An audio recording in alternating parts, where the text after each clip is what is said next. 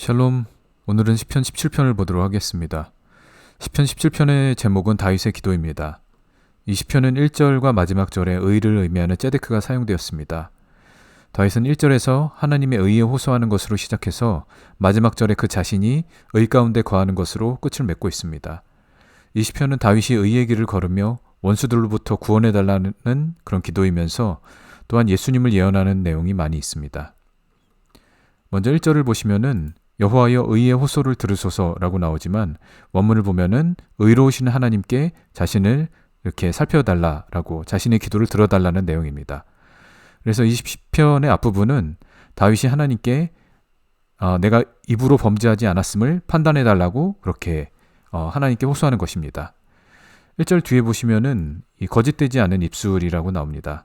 이 거짓되지 않은 입술은 지난 시간에 시편 12편에서 봤던 그런 거짓말 중에서 특히 두 마음으로 말하는 것, 겉과 속이 다른 것, 말과 행동이 다른 것의 의미를 가지고 있습니다.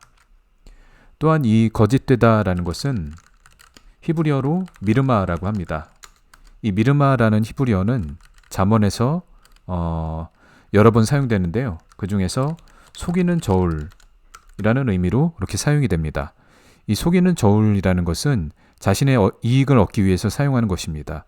그리고 그 거짓 저울로 속이는 일은 상대방에게 어떤 금전적인 손해만 입히는 것이 아니라 심한 경우에는 생명을 빼앗는 그런 결과가 있을 수도 있습니다.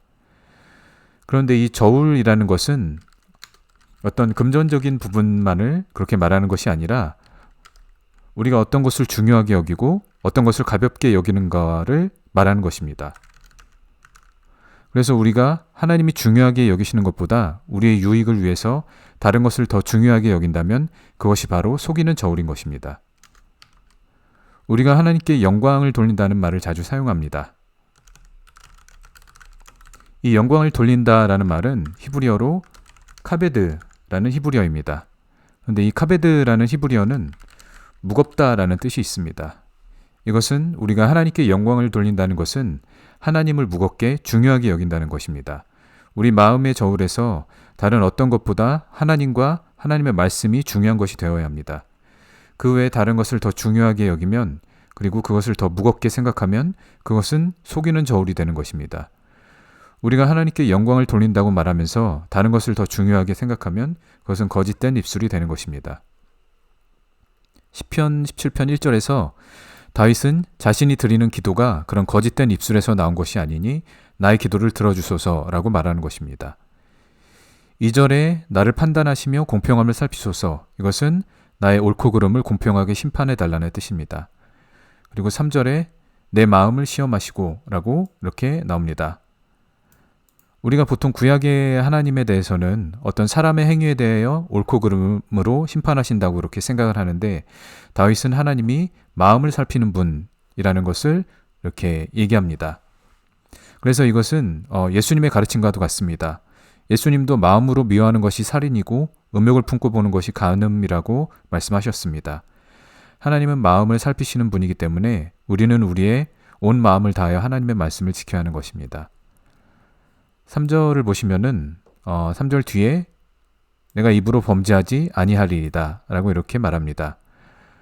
마태복음 12장 34절을 보시면은 예수님은 우리의 마음에 가득한 것을 입으로 말한다고 말씀하셨습니다. 독사가 그 안에 있는 독으로 그것을 입으로 물어서 죽이듯이 우리 마음에 악이 있으면 우리의 입으로 그 악을 행하게 되는 것입니다. 36절을 보시면은 예수님은 사람이 무슨 무익한 말을 하든지 심판날에 심판을 받을 것이라고 하셨습니다. 우리가 죄를 짓는 행위에 대해서는 조심하지만 입술로 범죄하는 것에 대해서는 그만큼 신경을 쓰지 않습니다. 저도 입으로 악한 말이나 무익한 말들을 하는 경우가 많이 있습니다. 우리가 마음으로 또는 입술로 범죄하는 것이 있다면 회개하기를 바랍니다. 다윗은 이 시편을 통해서 우리가 입으로 범죄하지 않는 길을 알려주었습니다.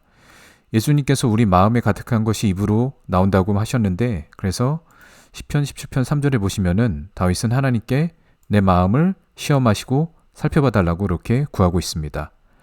성령님께서 내 안에 내가 알지 못하는 악한 마음, 거짓된 마음을 깨닫게 해주실 것입니다. 그리고 4절에 보시면은 다윗은 사람의 행사로 논하면 나는 입술의 말씀을 따랐다. 나는 주의 입술의 말씀을 따랐다라고 말합니다. 여기서 이제 사람의 행사라고 나오는데 이것은 사람의 행사, 이것은 사람의 일, 사람의 행위를 말합니다. 그리고 이 사람이라는 것은 어떤 그 시대의 일반적인 사람들을 얘기하는 것입니다. 그래서 다윗은 그 시대 사람들이 그런 인간적인 그런 행위들을 하는 것이 아니라 오직 주의 입에 나온 말씀대로 행했다는 것입니다. 그렇게 행할 때 그가 바로 뒤에 나온 포악한 자의 길을 가지 않을 수 있었던 것입니다. 여기서 이제 포악한 자라고 나오는데요. 이것은 히브리어로 파리츠라는 히브리어입니다. 이 파리츠라는 히브리어는 예레미야 7장 11절에 도둑의 소굴이라고 나옵니다. 한번 보도록 하겠습니다. 너희가 내 이름으로 일컬음을 받는 이 집이 도둑의 소굴로 보이느냐?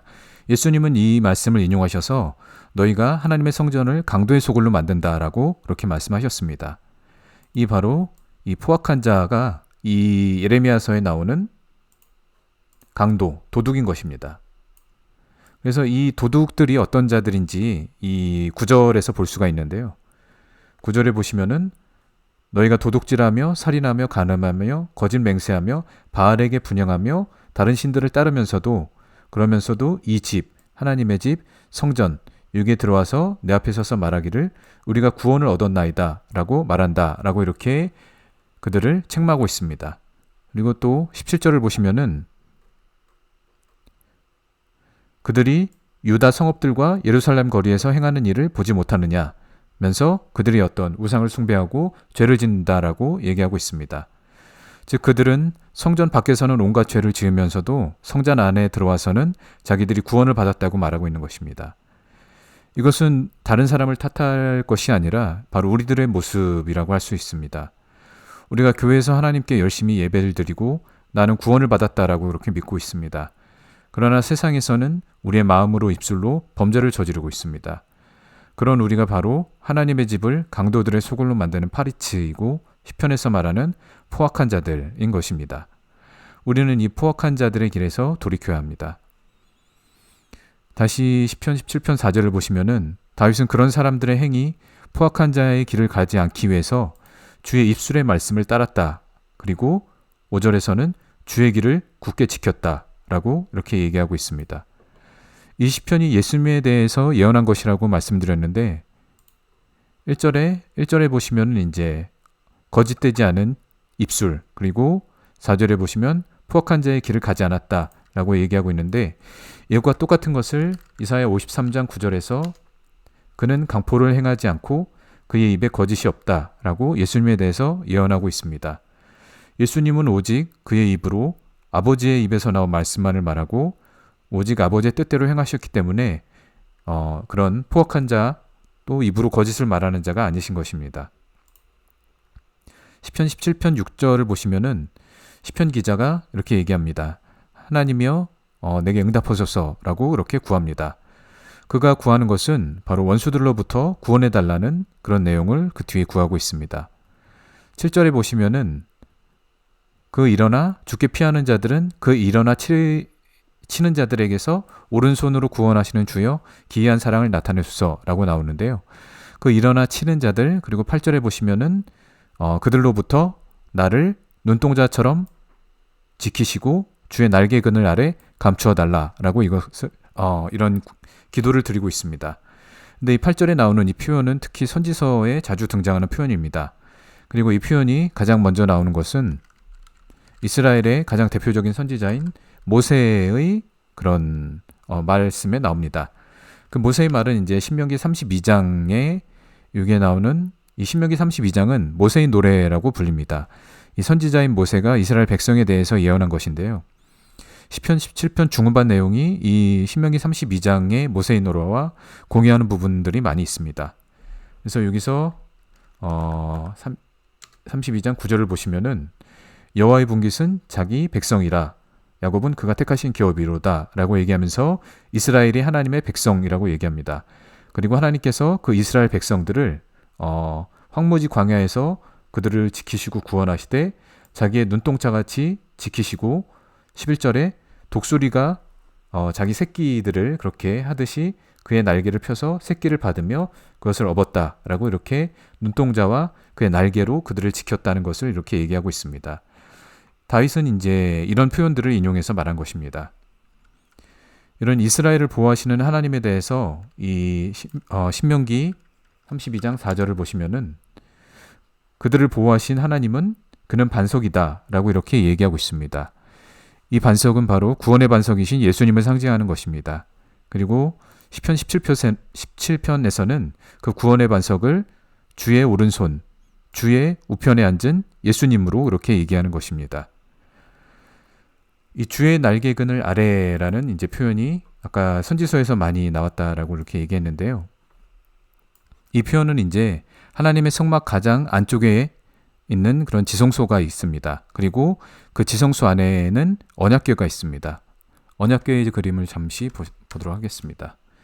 이것이 이제 언약궤의 모습인데요. 이 언약궤를 보시면은 이 언약궤 위쪽에 두 그룹이 서로 날개를 마주하고 있는 것을 볼 수가 있습니다. 그리고 출애굽기 25장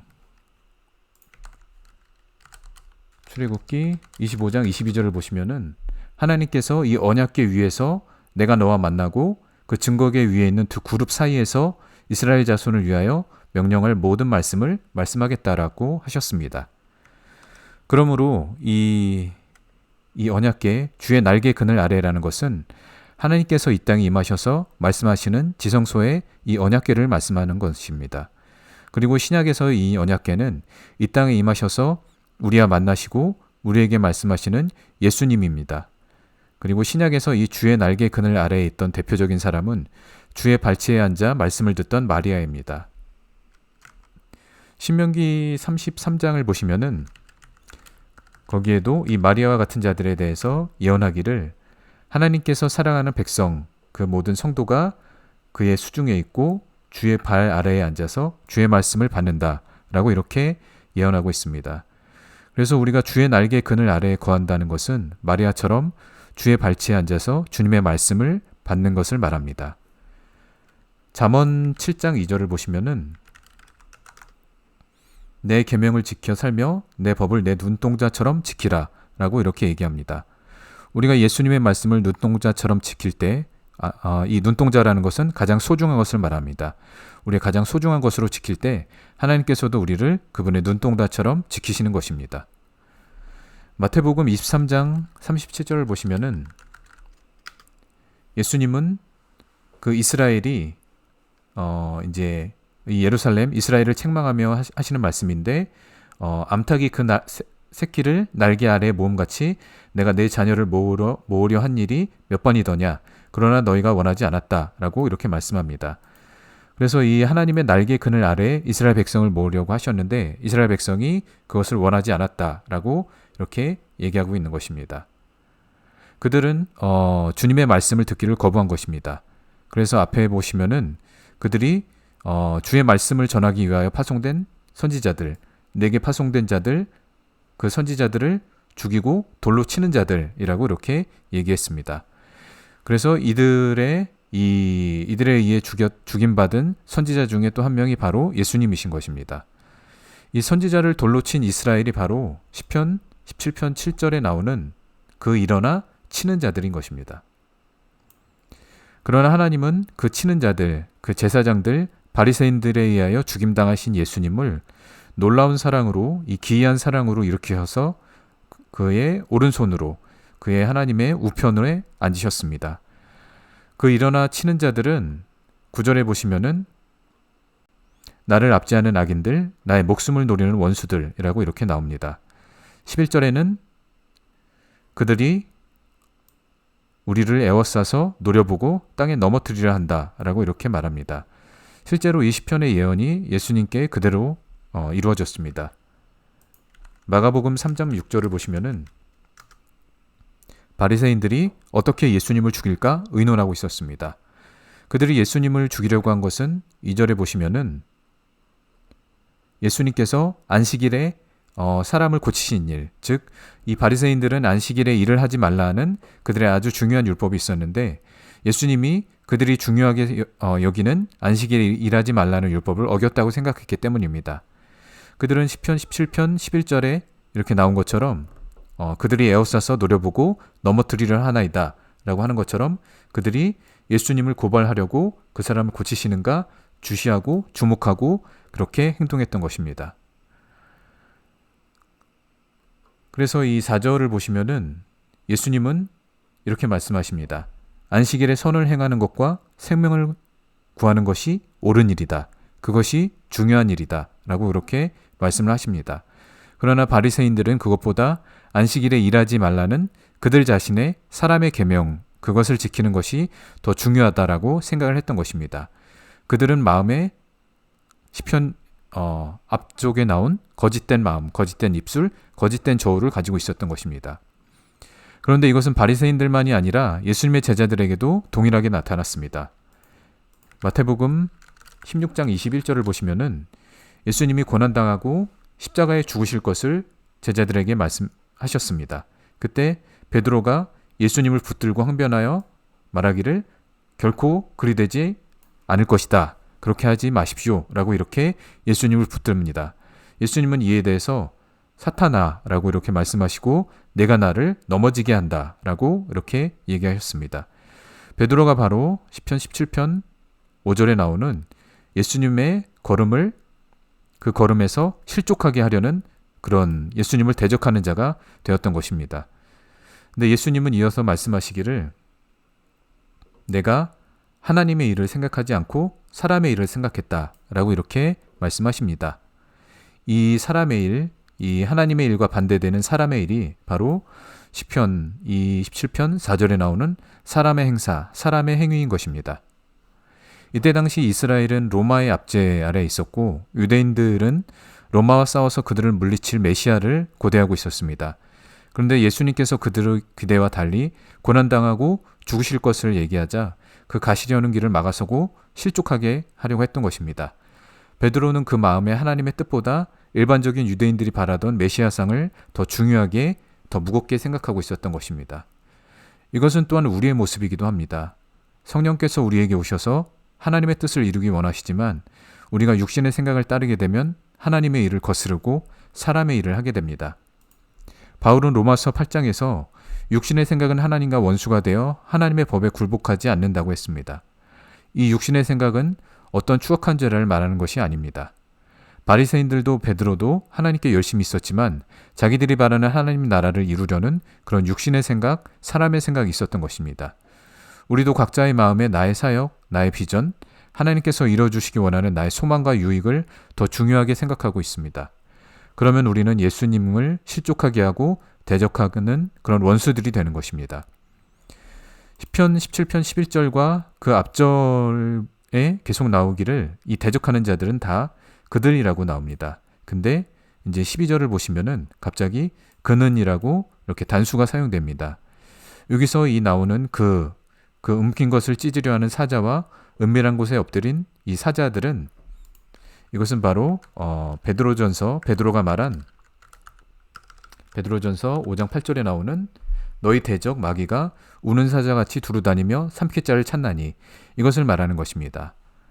이 대적 마귀는 이렇게 두루다니면서 삼키고 그들을 악으로 그 가운데 그들의 마음 가운데 하나님보다 자기의 일을 더 중요하게 여기는 그런 자들을 만들려고 이렇게 그들을 노리고 있는 것입니다. 그러나 13절에 보시면은 하나님께서 일어나셔서 그를 대항하시고 주의 칼로 그 악인에게서 우리의 영혼을 구원하실 것입니다. 이 주의 칼이라는 것은 바로 하나님의 검, 말씀의 검을 얘기하는 것입니다. 이 말씀의 검은 히브리서 4장 12절을 보시면은 하나님의 말씀은 살아있고 활력이 있고 어떤 검보다 예리해서 우리의 혼과 영과 골수를 찔러 쪼개며 또 마음의 생각과 뜻을 판단하는 그런 아주 예리한 검입니다. 그러므로 이 하나님의 말씀의 검이 우리 안에 있는, 우리 마음에 있는 악한 생각과 사람의 뜻을 판단하실 것입니다. 그리고 로마서 8장 2절에 그리스도 예수 안에 있는 생명의 성령의 법, 이 하나님의 말씀이 우리를 그 악으로부터 구원해 주실 것입니다.